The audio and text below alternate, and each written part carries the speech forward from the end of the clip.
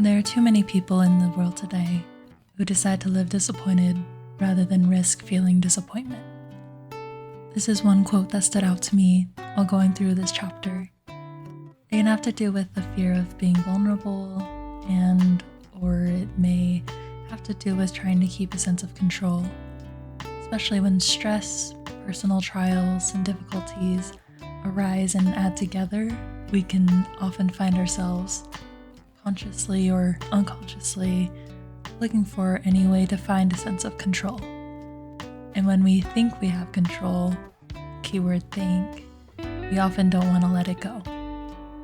Because letting it go means risk, vulnerability, and trusting others and ourselves. Welcome to Brushstrokes and Bookmarks, a series that combines books, painting, and mental health and therapy all into one. Today we'll be going over Chapter 3 of Atlas of the Heart by Brené Brown, places we go when things don't go as planned. If you want to go grab stuff to paint along or start another hobby, grab something to take some notes, feel free to pause and grab those materials. Or if you're just looking for 30 minutes to listen and be included in the book club, then welcome. As with every chapter, I won't be able to go with every point in the chapter, but I'll be going over more of what stood out to me and felt important. And of course, in our book club, please comment and discuss anything that stood out to you, your thoughts on the chapter, any resources, links, or things that you want to share that are relevant to the chapter as well. I do want to emphasize that when it comes to mental health and therapy, it is highly individualized. I come from a very person-centered approach where, although there's a lot of research and evidence that comes along with therapeutic interventions, an individual's identity, influences, values, environment, and goals require personalized approaches that suit their circumstances. So with these videos and content, I want to give a disclaimer to make it absolutely clear that this is not me as a therapist or social worker telling you what to do or giving official therapeutic advice for you and your situation. I want to share ideas, concepts, and skills to think about. Hopefully introduce something new into your world. Not that I'll be sharing anything revolutionary or groundbreaking here, but you never know what barriers prevent people from accessing help. And shouldn't assume someone's basis of knowledge. And I really want to help in removing and lowering barriers that restrict access to resources and help that can aid human well-being. I highly encourage going to a therapist or licensed professional for advice and treatment. This is not a replacement or equivalent for that professional help. Here's what I'm using today. If you want to follow along to the painting, these will be following the same theme every week in terms of its structure, but please feel free to use whatever colors you want, whatever flowers you want. Paint something completely different, whatever is going to speak to you today. For this chapter, I am going to be painting some Lily of the Valley flowers, and green is going to be the base color today. These flowers are so pretty and simple, but I think that it goes well with this chapter because of just the way the flowers droop downwards. It kind of looks like a symbol of having something so good and idealized maybe, but at the same time, the flower itself is looking down, as in giving off the feeling of feeling let down. Like the flower itself is doing that physical expression of hanging your head downward from feeling sad and discouraged. So I think it fits perfectly for this chapter on expectations. This chapter is all about the kinds of emotions that can arise from the experience of having things not go as planned. Boredom, disappointment, expectations, regret, discouragement, resignation, frustration. The author describes boredom as the uncomfortable state of wanting to engage in satisfying activity, but being unable to do it. Right off the bat, I think about how interesting it is how that sounds so similar to a symptom of depression, which is lack of motivation or loss of interest.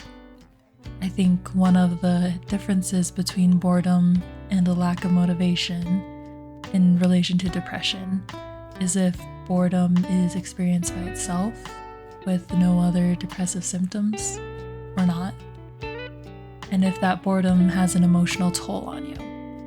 Because major depressive disorder, at least according to the DSM, should have symptoms for at least a 2-week period consistently, and the lack of motivation has more to do with not only hobbies and activities that you usually derive pleasure from and not being able to do it, but it also includes day-to-day living, like showering, brushing your teeth, basic hygiene, eating, sleeping, not socializing when that's something that's normal for you.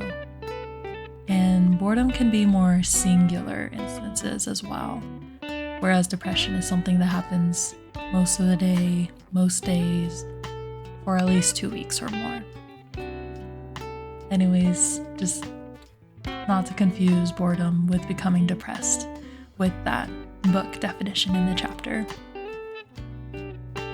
I do like, though, how boredom can become an opportunity for creativity and imagination.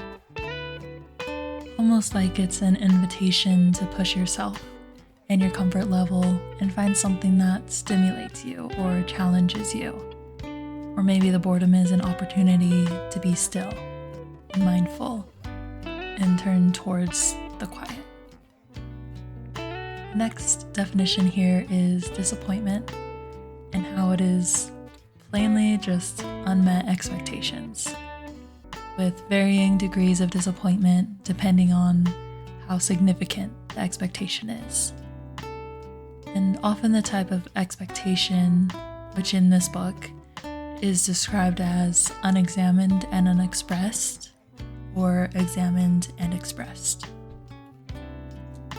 One phrase that this author has stated that comes out in her research out of people who more healthily have discussions on expectations use phrases like the story I'm telling myself, or picture that I've painted in my head is, and they say those phrases in order to express to someone that these are the expectations that they had in their head, or this is how they thought and maybe hoped things would go. And it is also a way to phrase it in a way that doesn't immediately put blame on the person you're talking with, and is another way to phrase it in a way to say that I know this is what I was hoping for and what I wanted, and I want to be accountable for these expectations that I had, but I also want to express to you how it's affecting me now that these expectations have not been met. I think that it's important to emphasize how expectations are often set on outcomes beyond our control. And something that I think can be really useful here is a conversation on control. One way to start reflecting on this is using the tool and concept of the circle of control. It's another tool often used in therapy and mental health just to have more organization and structure on how control and power, how it looks in your life. The center of this circle is you. It's things that are directly in your control. It's your thoughts, emotions, reactions, actions, coping, and things that you are directly responsible for and able to have power over. Outside of the circle is another one around it called the circle of influence. This is like a gray area where it could be in your control, but also it might be outside of it, and maybe these are where more nuanced points are, where it kind of depends on the situation to see if it's in your control or not. But then outside of that circle is the third one, which is also the largest, that represents the circle of concern. And this is stuff we don't have power over, or things that are outside of our control. This is things like the environment, the weather, other people, our past, policy, illness, accidents, death, and so on. This idea here is being able to identify what to you specifically is in your control, what is out of your control, and what is maybe in that gray area. Because that circle that you have power over is where meaningful change can occur.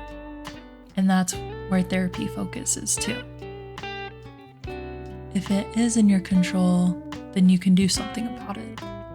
If it isn't, then there can be work done to evaluate how to make those factors not negatively affect you and your inner circle. Something that is hard about therapy and micro work or work that is more one-on-one with people is figuring out how to deal with macro problems in the micro setting.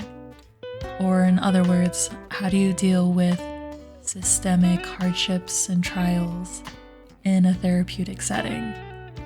For example, how do you help people who are coming in to therapy because they are being affected by issues like homelessness, access to healthcare, unemployment, racism, debt, environmental issues, or the list goes on. And those things are the root of why they are having trouble with mental health. Like, those are things where I can't just say, have you tried taking a deep breath? That's not helpful, right? Because the answer is, I can't, as an individual therapist, change those big issues. It's a big limitation of therapy, honestly. Can't fix those systemic problems from just in that room. My job then is being able to find and provide community or governmental resources that can be helpful to someone's situation, as well as helping that someone cope and move forward with the internal effects that those systemic and macro issues have caused. So if we can't change those big system issues or those things that are within the circle of concern, then how do we do the work in our circle of control in order to make the effects of them livable and thrivable? I don't know if thrivable is a word, but you get what I'm saying. But individual therapy helps to address what is happening inside that circle of control and doing the work to see how we can improve quality of life from there. This is a topic in which I am especially so grateful. I'm going to do a shout out here for other social workers and people who choose to do their work in meso and macro settings. The policy analysis, advocacy, program development, community organizing, research, and law, and doing that work in those bigger issue settings that eventually help these micro interactions as well. But anyways, back to this book specifically and the model itself. The circle of control model is a way to see where you can make changes, especially when it comes to expectations and disappointment. And what are some areas where you can let go of control because it is already out of your control? And in this chapter specifically, this would relate more to connection and relationships. So when it comes to relationships and connection, what are things that are in your control and what isn't? And how are you going to express that? And how are you going to feel, cope, and act when it does or doesn't go the way your story in your head is going? I like the example that the author brings up about her relationship with her husband and how they have had to handle those stealth expectations and really have to reality check themselves and each other when it comes to expectations. And not just expectations, but that includes their own needs and what that looks like. And although it can be uncomfortable, it is vulnerable and it is worth it. The goal is to paint a shared picture of expectations. And I think, at least personally, the hardest part of all of this is asking for what you want and saying what you need. I like this example that the author gives. I told this therapist that I was really pissed off because earlier that week, I had woken up on my birthday and there was nothing in the house celebrating my day. It was my first birthday after we were married and there were no signs taped to the wall or notes on the kitchen table, nothing. I told her that we did these kinds of things in my family and it really hurt my feelings that Steve didn't do it for me. I was sure it was because he was too busy in his residency. The therapist asked me if I had shared my expectations with Steve, or explained to him how we did it in our family, and asked him to celebrate with me that way, because it meant a lot to me. I rolled my eyes and said, "If I have to ask, it's not worth it." She tilted her head and said, "If you're not asking for what's important to you, maybe it's because you don't think you are worth it." This was honestly a bit of a game changer for me when I was self-reflecting while reading this chapter, because I often find myself in that similar mindset of I shouldn't have to ask, or it's not worth it if I have to ask, or it isn't going to mean as much if I have to ask for it. And sometimes maybe there are situations where there are other underlying principles underneath where maybe those things are true, but hearing that it might be a self-reflection or projection of myself sometimes was something I didn't even consider in that way. Or it made me more aware of how getting those unsaid expectations not met is way less scary and hurtful than having them expressed and not met. Which goes into the next section of examined and expressed expectations. The author says there are too many people in the world today who decide to live disappointed rather than risk feeling disappointed. So much so that they don't fully engage in happy and joyful moments in parts of life. Because if you already have expectations down to the floor, you won't be disappointed. So although it can maybe limit the depth of hurt from disappointment, it definitely limits the depth of joy that can be experienced as well. And I say this quote again here because, at least for me, this is the biggest takeaway of the entire chapter. And to be honest, a lot of the time, people who say that they have incredibly low expectations are just saying that as a front or a mask, and the hurt of disappointment is still just as uncomfortable and painful. Only thing is, now you've isolated yourself more in that experience and haven't given others the opportunity to be there for you in those vulnerable moments of disappointment. Or at least it might be more difficult now and even more vulnerable to come back and be more honest about it and be open with those around you. But as the author also says, healing is possible in disappointment. The difference between disappointment and regret is that regret comes from the belief that we were responsible for the outcome, and that we regret bad decisions where we took action in the short term, but regret actions we didn't take in the long term, especially when it was an opportunity to do good or show kindness, or if it was a failure of courage. Regret is the emotion that is all about learning from your mistakes, where that feeling is a strong opportunity to grow and do better. I really like this particular passage in the book. The idea that regret is a fair but tough teacher can really piss people off.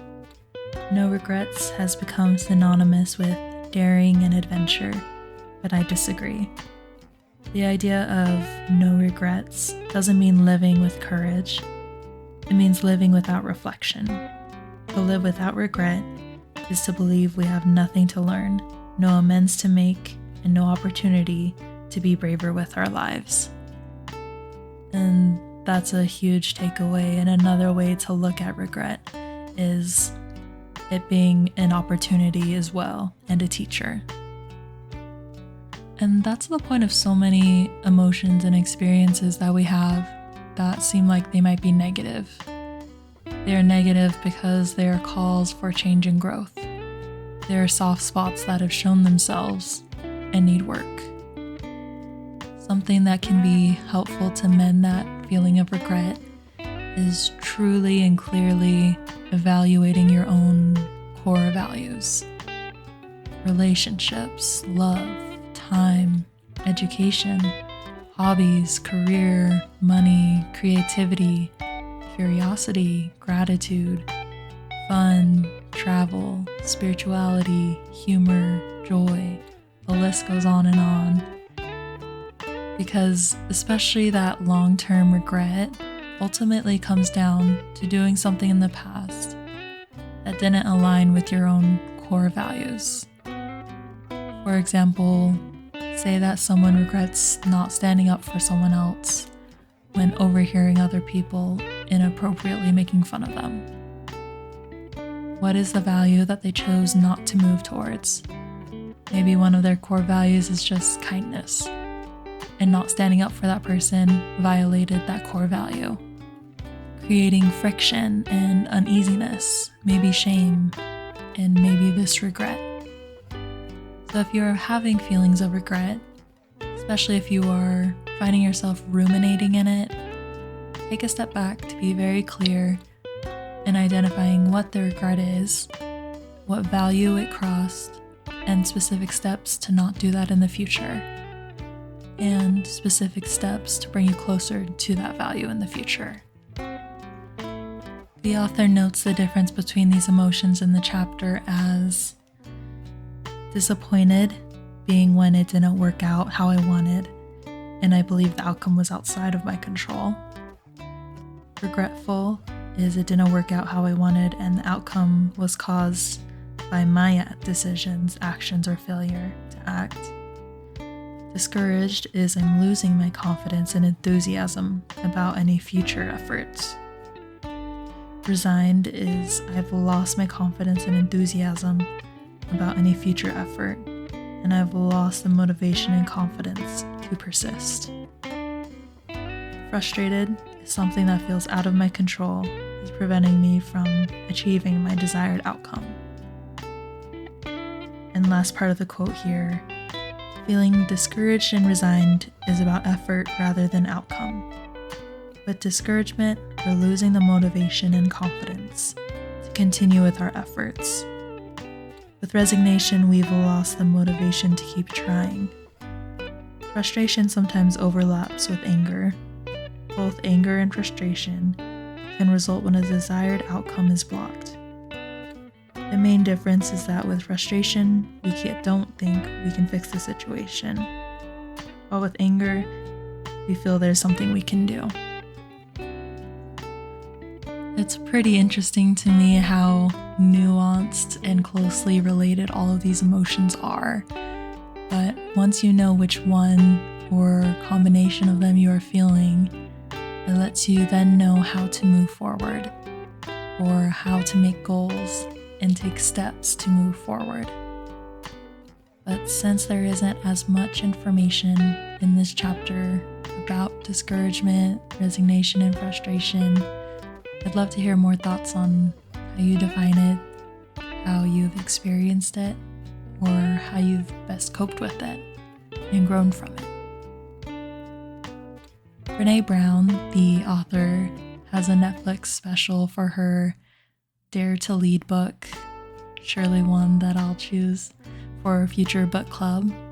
But that special on Netflix came out a little while ago, and I was recently watching it, and there was a part in it that I really loved where she said, "Vulnerability is showing up when you can't control the outcome."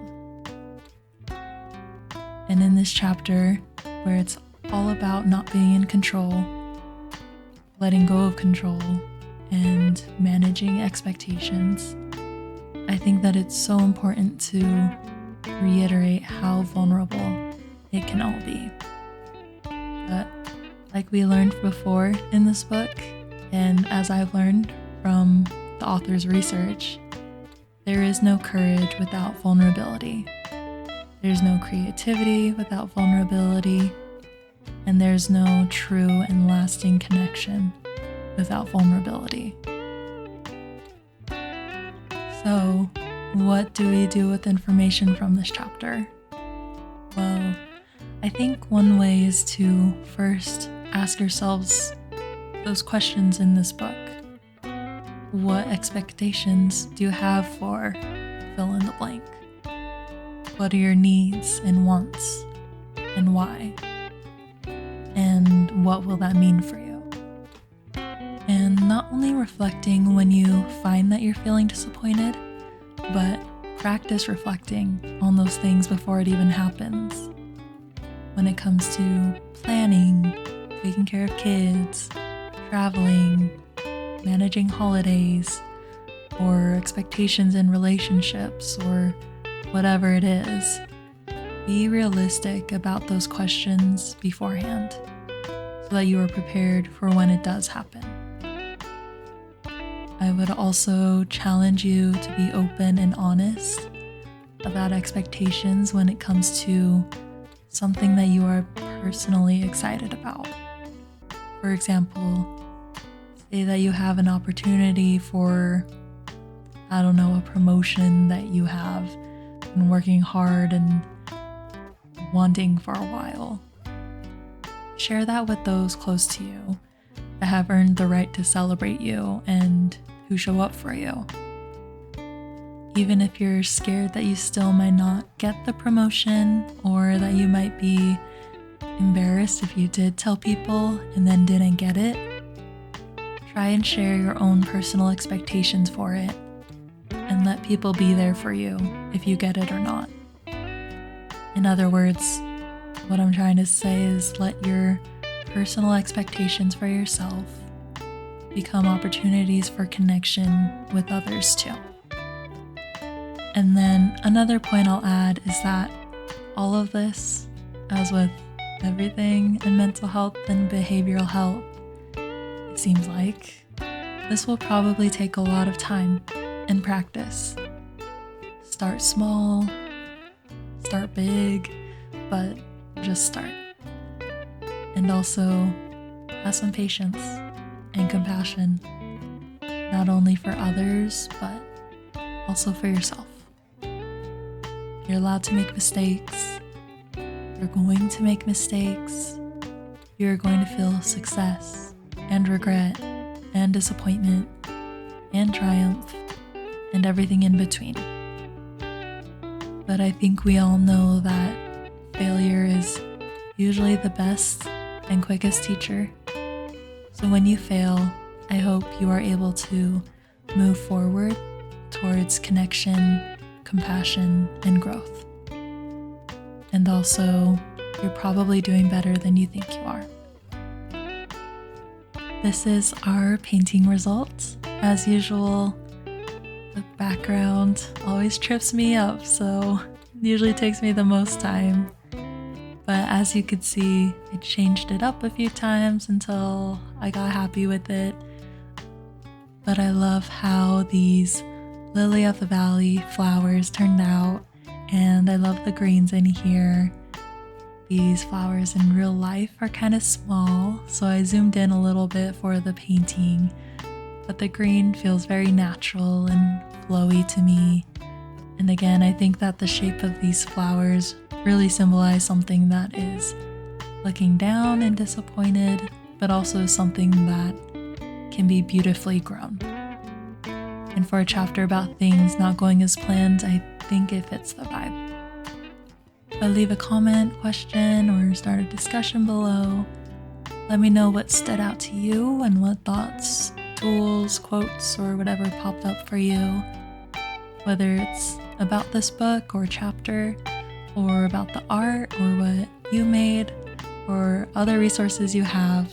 And of course, I'll have links to the techniques and the concepts that I mentioned today and some other useful resources if you want to check out any of the topics more in depth. And just a reminder, I'm working on another art project to launch soon. It's going to be a monthly art mail club called Brushstrokes and Breakthroughs. Similar name to this book club series because once a month I'll be mailing a small art print from this book club series, along with a sticker, a mini bookmark, and a letter that is mental health, therapy, and social work related. But if you want an art print of these paintings from the series, they will be exclusively sold to those monthly mail club members so that I can give you guys a discounted price on art and also use a portion of that money to give it away to better causes, because a portion of the proceeds from it will be set aside to go towards charity to keep passing it forward. Those signups will be through Patreon, and that link is in the description and in my bio. Or you can go to Patreon and search Tainui Style there. That's where you can also have a say as to where to donate the proceeds from Mail Club, and those Mail Club membership signups are open all the way from the 1st of December through January 3rd, and then will be sent out in January. But thanks so much for hanging out with me, and next time we'll go into one of my personal favorite chapters of the book, Chapter 4, Places We Go When It's Beyond Us. Awe, wonder, confusion, curiosity, interest, and surprise. I'll see you then.